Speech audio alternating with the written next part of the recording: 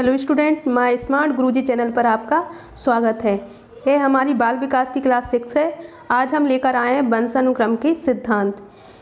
यह टॉपिक आपके लिए वेरी इंपॉर्टेंट रहेगा एग्ज़ाम के लिए। वीडियो स्टार्ट करने से पहले सब लोग पहले जल्दी से चैनल को सब्सक्राइब कर लीजिए। वंशानुक्रम के सिद्धांत, यह जो वंशानुक्रम का सिद्धांत है, सिद्धांत को हम डिटेल से पढ़ेंगे। साथ में हम वंशानुक्रम से जितनी भी इम्पोर्टेंट क्वेश्चन बनने वाले हैं हम उनको वन लाइनर में कवर करेंगे। वंशानुक्रम किसे कहते हैं? तो वंशानुक्रम वह प्रक्रिया है जिसमें माता पिता से गुण अपनी ऑफस्प्रिंग यानी बच्चों में आते हैं और यह क्रम चलता ही रहता है, यानी वंशानुक्रम पीढ़ी दर पीढ़ी चलता रहता है। वंशानुक्रम का जो सिद्धांत दिया है फर्स्ट वाला, इसको बोलते हैं वंशानुक्रम का बीजकोश की निरंतरता का सिद्धांत या नियम। इसको लॉ ऑफ कंटिन्यूटी ऑफ जर्मप्लाज्मी बोला जाता है। यह जो बीजकोश की निरंतरता का सिद्धांत दिया था यह बीजमैन ने दिया था। इनके मनोवैज्ञानिकों के नाम भी याद रखना है कि यह सिद्धांत किसने दिया था। डायरेक्ट क्वेश्चन बनते हैं इधर पर कि बीजकोश की निरंतरता का सिद्धांत किसने दिया था, तो उन्हें का हमें नाम भी याद होना चाहिए जिन्होंने ये दिया था। तो किसने दिया था? बीजकोश की निरंतरता का सिद्धांत बीजमैन ने दिया था। और इसको आसानी से याद रख सकते हैं, बीजकोश यानी बीज से स्टार्ट हुआ है तो जिसने दिया है उसका नाम भी बीज से स्टार्ट हुआ है, बीजमैन। इन्होंने क्या बोला है अपने सिद्धांत में कि बीजकोश बालक को अपने माता पिता से मिलता है और उसे वह अगली पीढ़ी को ट्रांसफ़र कर देता है। यानी जो जर्मप्लाज्म होता है वह बालक को अपने माता पिता से मिलता है और वह उसे अपनी अगली पीढ़ी में ट्रांसफ़र कर देता है, इन्होंने अपने सिद्धांत में बोला। लेकिन यह जो बीजकोश की निरंतरता का सिद्धांत है, इस सिद्धांत का विरोध किया वह कौन थे? BN झा ने विरोध किया। इन्होंने बोला कि माता पिता बच्चों के जन्मदाता ना होकर केवल बीजकोश के संरक्षक हैं जिसे वे अपनी संतान को देते हैं। यानी बीजकोश के सिर्फ संरक्षक कहे जाते हैं कौन? माता पिता। और यह जो बीजकोश है, इन्होंने बोला कि जिस तरह बैंक से पैसे निकाल कर दूसरे बैंक में रख दिए जाती, उसी तरह यह जो बीजकोश है माता पिता से अपने बच्चों में ट्रांसफ़र कर दिया जाता है। यानी सिर्फ माता पिता बीजकोश के यानी जर्मप्लाज्म के क्या कहे गए? संरक्षक। तो बीजकोश की निरंतरता का सिद्धांत है उसका विरोध किसने किया था? BN झा ने किया था, ये भी याद रखना। सेकंड जो वंशानुक्रम का जो सिद्धांत है वह समानता का नियम या सिद्धांत कहलाता है। इसको लॉ ऑफ द रिसेम्बलेंस बोला जाता है, लॉ ऑफ द रिसेम्बलेंस। यह जो सिद्धांत दिया था समानता का सिद्धांत, एक किसने दिया था? सोरेनसन ने दिया था। इसको भी आसानी से याद रख सकते हैं, सिद्धांत किसने दिया था? समानता का सिद्धांत सा से याद रखना, समानता तो सा से ही उनके मनोवैज्ञानिक का नाम है सोरेनसन, समानता सोरेनसन। ठीक है, समानता का सिद्धांत है, इन्होंने इसमें बोला था सोरेनसन ने कि माता पिता जैसे होते हैं वैसे ही उनके बच्चे होते हैं। समान यानी एक जैसा होना, जैसे माता पिता वैसे उनके बच्चे। इन्होंने उदाहरण देकर समझाया कि जो मंदबुद्धि माता पिता है उनके बच्चे कैसे होंगे? मंदबुद्धि। जो बुद्धिमान माता पिता है उनके बच्चे कैसे होंगे? बुद्धिमान। यह समानता के सिद्धांत में बताया गया। लेकिन यह सिद्धांत बाद में ज़्यादा प्रमुख नहीं रहा, इसका विरोध भी किया गया। इसके अपोजिट एक और सिद्धांत दिया गया, वह था विभिन्नता का सिद्धांत। विभिन्नता के सिद्धांत में बताया गया बिल्कुल समानता के सिद्धांत के अपोजिट। जो विभिन्नता का सिद्धांत दिया यानी लॉ ऑफ द वेरिएशन, यह डार्विन और लैमार्क ने दिया था। किसने दिया था? डार्विन और लैमार्क। विभिन्न याद रखना, विभिन्न यानी अलग अलग, तो इसको भी दो अलग अलग किसने दिया है? मनोवैज्ञानिक ने। तो मनोवैज्ञानिक के नाम याद रख सकते हैं कि विभिन्न यानी दो अलग अलग मनोवैज्ञानिक ने ये सिद्धांत दिया है। कौन कौन से दो अलग अलग? डार्विन और लैमार्क ने। इन्होंने अपने सिद्धांत में क्या बोला है कि बालक अपने माता पिता से बिल्कुल समान ना होकर कुछ भिन्न होते हैं। समानता में क्या बताया था कि समान होते हैं, लेकिन इसमें क्या बोला गया कि माता पिता से बिल्कुल समान ना होकर बच्चे कैसे हो सकते हैं? अलग हो सकते हैं। और इन्होंने बहुत सारे उदाहरण बताए जो समाज में देखने को मिलते हैं। ज़रूरी नहीं है कि माता पिता इंटेलिजेंट हैं तो उनके बच्चे भी इंटेलिजेंट होंगे, या माता पिता गोरे हैं तो उनके बच्चे भी गोरे होंगे। ऐसा अक्सर देखने को मिला कि ये माता पिता गोरे हैं लेकिन उनके बच्चे काले या सांवले मिले। तो विभिन्नता के सिद्धांत उन्होंने उदाहरण देकर बताया, डार्विन और लैमार्क ने, और बहुत सारे उदाहरण प्रस्तुत किए। फोर्थ जो सिद्धांत है आनुवांशिकी का वो है प्रत्यागमन का नियम, जिसको लॉ ऑफ द रिग्रेशन बोला जाता है। और यह दिया किसने? सोरेनसन ने दिया। इनके नाम को भी कैसे याद रख सकते हैं? प्रत्यागमन में क्या आया? आधा आया, तो जिसने ये नियम दिया है उनके नाम में भी आधा कुछ अक्षर आएगा, तो सोरेनसन में आधा क्या है? ना। ऐसे याद रख सकते हो, सिर्फ रखने की ट्रिक है ये तो, और आपको जैसे याद हो वैसा भी कर सकते हो। प्रत्यागमन का नियम किसने दिया? सोरेनसन ने दिया। प्रत्यागमन का मतलब होता है विपरीत, बिल्कुल विपरीत गुणों का होना। याद रखना, प्रत्यागमन का नियम क्या होता है? विपरीत गुणों का नियम भी कहलाता है। इस नियम के अनुसार बच्चे अपने माता पिता के विशिष्ट गुणों को ना अपनाकर कुछ सामान्य गुणों को ज़्यादा ग्रहण करते हैं। यानी ज़रूरी नहीं है कि माता पिता में जो अच्छे विशिष्ट गुण हैं बच्चों में वह गुण आए। बच्चे विशिष्ट गुणों को ना अपनाकर माता पिता के सामान्य गुणों को अपना सकते हैं। और सोरेनसन ने उदाहरण देकर बताया कि जो महान व्यक्ति की जो संतान होती है उनके बराबर महान नहीं होती। ज़रूर नहीं है जो माता पिता इंटेलिजेंट या महान है तो उनके बच्चे भी कैसे हों? महान। एक उन्होंने उदाहरण प्रस्तुत किया कि जो बाबर की जो संतान अकबर थी वो बाबर की तुलना में थोड़ी कम गुणों वाली थी। यानी जितना बाबर इंटेलिजेंट था उतना ज़रूरी नहीं था कि अकबर में वह सारे गुण आ गए हों। तो यह विभिन्नता का यह कौन सा नियम है? प्रत्यागमन का नियम क्या कहता है कि माता पिता से विपरीत गुण भी बच्चों में आ सकते हैं। फिफ्थ जो है ना सिद्धांत है वह है अर्जित गुणों का संक्रमण का नियम। अर्जित यानी प्राप्त करना, जो प्राप्त किए गए गुण हैं उनका संक्रमण अगली पीढ़ी में देखने को मिलता है, जिसको बोलते हैं इनहेरिटेंस ऑफ एक्वायर्ड ट्रेट्स। यह जो अर्जित गुणों का संक्रमण का नियम दिया था यह किसने दिया था? लैमार्क ने दिया था। अर्जित गुणों का संक्रमण का नियम किसने दिया था? लैमार्क ने। और याद रखना, अर्जित गुणों का संक्रमण का जो लैमार्क ने दिया था उसको कैसे याद रख सकते हैं? जैसे अर्जित में राखी रेप आई तो जो मनोवैज्ञानिक ने नियम दिया उनके नाम में भी राखी रेप आएगी, तो किस में आती है? लैमार्क। राखी रेप किस में आई? लैमार्क। तो ऐसे याद रख सकते हैं। ये सिर्फ ट्रिक है, आपको अगर अच्छी लग रही हो तो रखो याद, नहीं तो अपने हिसाब से रख सकते हो। अर्जित गुणों का संक्रमण का नियम इन्होंने क्या बताया कि इनके अनुसार माता पिता द्वारा अपने जीवन में जो कुछ भी अर्जित किया जाता है वह उनके द्वारा उत्पन्न संतानों में देखने को मिलता है। यानी माता पिता ने जो भी अपने जीवन में प्राप्त किया है, सीखा है, वह उनके द्वारा जो उनकी जो संतान होगी उसमें देखने को मिलता है। और इन्होंने अपनी इस नियम को प्रूव करने के लिए एक उदाहरण भी बताया। लैमार्क ने बोला कि जो जिराफ जो होता है उसकी गर्दन पहले घोड़े की गर्दन के जैसी थी, लेकिन परिस्थिति के अनुसार उसने अपनी बॉडी में, अपनी गर्दन में कुछ चेंजेस किए। अब उसकी गर्दन पीढ़ी दर पीढ़ी कैसी देखने को मिलती है? लंबी देखने को मिलती है। पहले कैसी थी? घोड़े की गर्दन के जैसी थी, लेकिन परिस्थिति के अनुसार, यानी उसे वो पत्तियाँ खानी थी पेड़ की, तो उसने अपनी गर्दन को धीरे धीरे कैसा किया? ऊंचा किया, और वह ऊंचा करते करते उसकी गर्दन कैसी हो गई? लंबी। और जो लंबी हुई तो उसकी जो संतान हुई तो वो भी कैसी हुई? लंबी गर्दन वाली।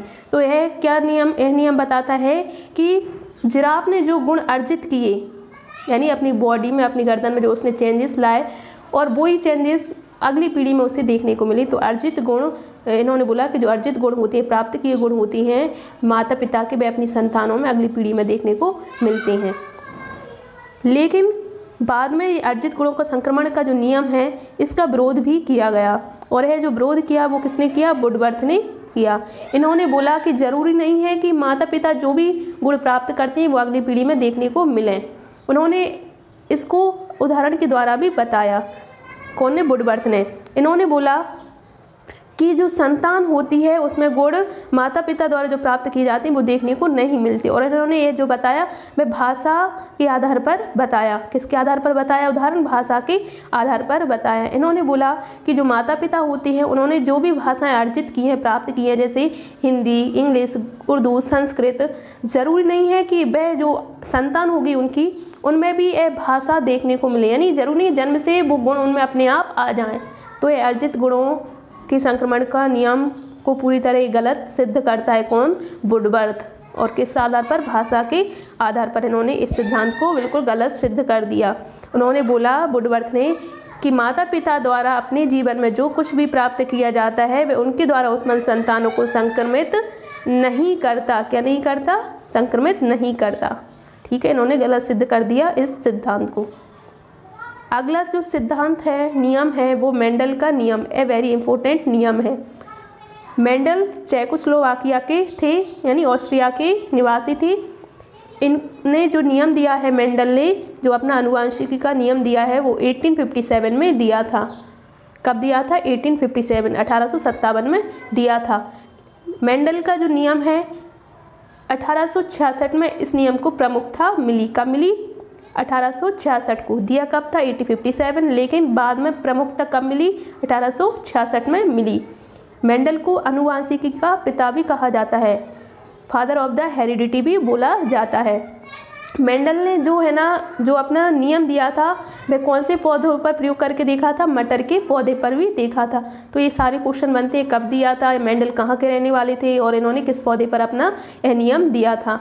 मेंडल ने अपना जो आनुवंशिकी का नियम है इसमें बताया था कि जो विपरीत गुण वाले जो पौधे लिए जाते हैं उनकी जो गुण होती हैं फर्स्ट पीढ़ी में देखने को नहीं मिलती, लेकिन अगली पीढ़ी में वो सारे गुण देखने को मिलते हैं। यानी जो अलग अलग गुण वाले पौधे लिए जाते हैं, फर्स्ट जनरेशन में वो गुण प्रभावी नहीं होते, केवल एक ही गुण देखने को मिलता है, लेकिन सेकंड जनरेशन में जो पीढ़ी प्राप्त होती है उसमें जो हमने अलग अलग जो गुण वाले पौधे लिए उनके गुण देखने को मिलते हैं। और इन्होंने ये जो नियम समझाया था उन्होंने मटर के पौधे पर समझाया था। सबसे पहले मेंडल ने इस नियम को करने के लिए दो अलग अलग गुण वाले पौधे लिए। एक लिए उन्होंने मटर के टॉल प्लांट यानी लंबे पौधे लिए, कुछ बौने पौधे लिए, और ये बिल्कुल प्योर ब्रीड थे यानी बिल्कुल शुद्ध पौधे थे। और इनके जो गैमेट लिए वो कैसे थे? विपरीत अलग गुण वाले आए, जिसमें यानी संकर गुण वाले, संकर यानी जिसमें अलग अलग गुण हों। कुछ लंबे पौधे के गुण भी थे और कुछ बौने पौधे के भी गुण थे। जो गैमेट था उसमें लंबे पौधे भी थे, कुछ छोटे पौधे भी थे, बौने पौधे भी थे। जब इन्होंने इनके बीच क्रॉस कराया तो जो पीढ़ी मिली फर्स्ट जनरेशन में उसमें पूरे के पूरे जो मटर के पौधे मिले वो कैसे मिले? ऑल टॉल यानी सारे के सारे लंबे मिले। गुण कैसे लिए थे? अलग अलग लिए थे, लंबे और बौने लिए थे, लेकिन फर्स्ट जनरेशन में जो पौधे देखने को मिले वो कैसे मिले? सारे के सारे लंबे देखने को मिले। लेकिन जब इन्हीं गैमेट को लेकर यानी फर्स्ट जनरेशन में जो पौधे प्राप्त हुए इनके गैमेट को लेकर जब क्रॉस कराया गया तो 4 तरह के पौधे मिले। इसमें कुछ प्योर लंबे थे, प्योर टॉल प्लांट थे। 2 जो थे वो कैसे थे? संकर थे यानी जिसमें कुछ गुण लंबे के थे, कुछ गुण बौने पौधे के थे। और जो 4th जो मिला उसमें जो गुण थे वो पूरे के पूरे प्योर बौने पौधे, ड्राफ पौधे मिले। तो इन्होंने यह बोला कि जो गुण लिए जाते हैं अलग अलग वे फर्स्ट पीढ़ी में प्रभावी नहीं होते, लेकिन सेकंड जो पीढ़ी होती है उसमें दोनों गुण देखने को मिलते हैं। यानी कुछ फर्स्ट जनरेशन में जो पौधे मिले लंबे भी मिले और कुछ ड्राफ भी देखने को मिले। मेंडल के नियम को आनुवंशिकता का नियम, लॉ ऑफ द हेरिडिटी भी बोला जाता है और फादर ऑफ द हेरिडिटी भी इनको बोला जाता है। यहाँ पर हमने आनुवंशिकता के सारे नियम कंप्लीट कर लिए डिटेल से। अब हम कुछ पढ़ते हैं वन लाइनर क्वेश्चन, जिनमें से बहुत सारे हमारे क्वेश्चन कवर हो जाएंगे आनुवंशिकी टॉपिक से। प्लीज़ हमारे चैनल को लाइक, शेयर एंड सब्सक्राइब कीजिए, जिससे आपको आगे नए नए टॉपिक पर वीडियो मिल सके जो एग्ज़ाम के लिए वेरी इंपॉर्टेंट होगी। फर्स्ट क्वेश्चन है कि यह कथन किसने बोला कि माता पिता की शारीरिक एवं मानसिक विशेषताओं का संतानों में हस्तांतरण होना वंशानुक्रम कहलाता है। यानी माता पिता से जो शारीरिक और मानसिक जो विशेषताएं आती हैं वो ट्रांसफर होती रहती हैं, इसी को वंशानुक्रम कहते हैं। यह किसने बोला? जेम्स ड्रेवर ने बोला था। सेकंड क्वेश्चन है कि मनुष्य में गुणसूत्रों की संख्या होती है, गुणसूत्र यानी क्रोमोसोम की कितनी संख्या होती है मनुष्यों में? तो 46। टोटल कितनी होती है गुणसूत्र की संख्या? 46।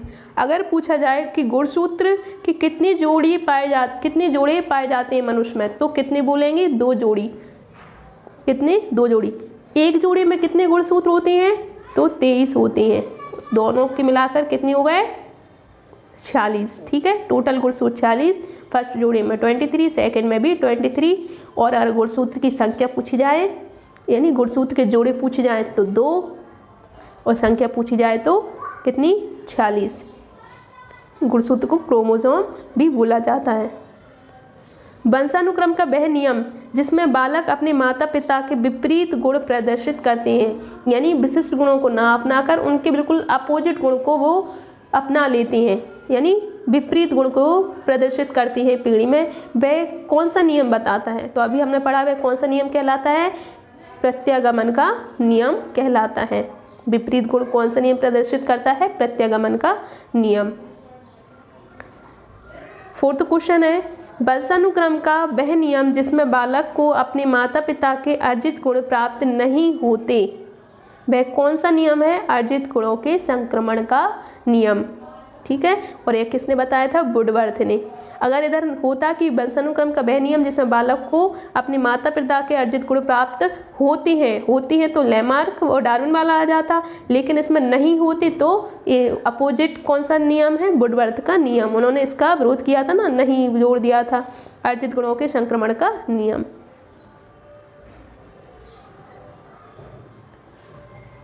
फिफ्थ क्वेश्चन है सर्वाधिक उपयुक्त जीवित रहता है, यह सिद्धांत किसने दिया था? सर्वाइवल ऑफ द फिटेस्ट, ये दिया था डार्विन ने। किसने दिया था? डार्विन ने। और डार्विन को विकासवादी सिद्धांत का जनक कहा जाता है। याद रखना, डार्विन को विकासवादी क्या कहा जाता है? विकासवादी सिद्धांत का जनक भी बोला जाता है डार्विन को। सिक्स्थ क्वेश्चन है कि आँख के रंग को कौन सा कारक प्रभावित करता है? यानी जो आँखों का रंग होता है, किसी की आँखें ब्राउन, किसी की ब्लू, ब्लैक, ये जो आँखों का रंग होता है वह किसके कारण प्रभावित होता है? तो आनुवांशिकता के कारण। आनुवांशिक रोग कौन से होते हैं? ये भी इम्पोर्टेंट क्वेश्चन है। जो आनुवांशिक रोग हैं वो कौन से होते हैं? तो वर्णांधता और हीमोफीलिया 2 तरह के रोग होते हैं। जो वर्णांधता जो रोग होता है, इस रोग में हरे और लाल रंग में व्यक्ति भेद नहीं कर पाता, जिसको यह रोग होता है। कौन से रंग में? हरे और लाल में भेद नहीं कर पाता, जिसको यह वर्णांधता रोग होता है। दूसरा रोग होता है हीमोफीलिया। हीमोफीलिया यह जो आनुवांशिक रोग होता है, जिस व्यक्ति को यह रोग होता है, यदि उसको चोट लग जाती है तो रक्त बिल्कुल बहता ही रहता है, यानी रक्त का बहना नहीं रुक पाता हीमोफीलिया रोग में। याद रखना है। 8th क्वेश्चन है संतान को पिता से कितने प्रतिशत जीन प्राप्त होते हैं? जो संतान होती है उसको उसके पापा से, पिता से कितने % जीन प्राप्त होते हैं? तो 50% जीन प्राप्त होते हैं। 9th क्वेश्चन है वंशानुक्रम का निर्धारण करता है, यानी जो वंशानुक्रम होता है इसका निर्धारण कौन करता है? तो जीन करते हैं। ठीक है, कौन? जीन। वंशानुक्रम के जनक कौन है? तो कौन है? अभी हमने पढ़ा है वंशानुक्रम के जनक ग्रेगर जॉन मेंडल। इनको फादर ऑफ द हेरिडिटी भी बोला जाता है। और मेंडल कहाँ के थे? ऑस्ट्रिया के रहने वाले थे। याद रखना, कहाँ के थे? ऑस्ट्रिया। ये भी पूछा जाता है मेंडल कहाँ के थे? तो ऑस्ट्रिया।